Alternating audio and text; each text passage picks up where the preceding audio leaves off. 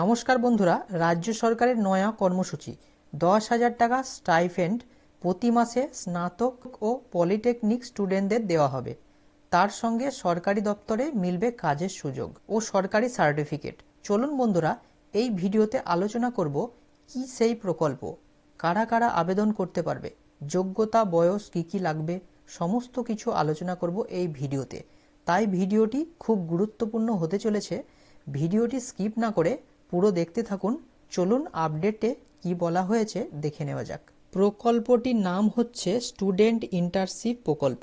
যে সমস্ত পশ্চিমবঙ্গের বেকার যুবক যুবতীরা রয়েছে তাদের কথা ভেবে এই নয়া উদ্যোগ নিল রাজ্য সরকার। স্নাতক ও পলিটেকনিক স্টুডেন্টদের তাদেরকে সরকারি দপ্তরে হাতে কলমে কাজ শেখানোর দায়িত্ব গ্রহণ করল রাজ্য সরকার। এর ফলে তারা যেন সরকারি দপ্তরে কাজকর্ম সম্পর্কে কিছুটা হলেও জ্ঞান অর্জন করতে পারে। এর ফলে স্টুডেন্টদের জন্য প্রতি মাসে 10,000 টাকা করে স্টাইফেন্ড দেওয়া হবে এবং সরকারি সার্টিফিকেটও প্রদান করা হবে। এই প্রকল্পের আবেদন করতে গেলে পশ্চিমবঙ্গের স্থায়ী বাসিন্দা হতে হবে, বয়স 40 বছরের মধ্যে হতে হবে, 60% নম্বর থাকতে হবে, স্নাতক স্তর ও পলিটেকনিক স্টুডেন্ট হতে হবে। চলুন বন্ধুরা, স্টুডেন্টদের কোথায় কোথায় নিয়োগ করা হবে দেখে নেওয়া যাক।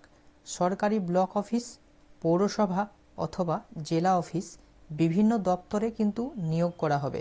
শিক্ষার্থীরা অনলাইনের মাধ্যমে আবেদন করতে পারবেন। বন্ধুরা, এই ছিল আজকের ভিডিও।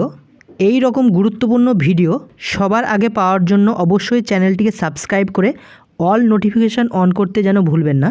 আর আপনাদের অসংখ্য ধন্যবাদ জানাই এই ভিডিওটি প্রথম থেকে শেষ পর্যন্ত দেখার জন্যে।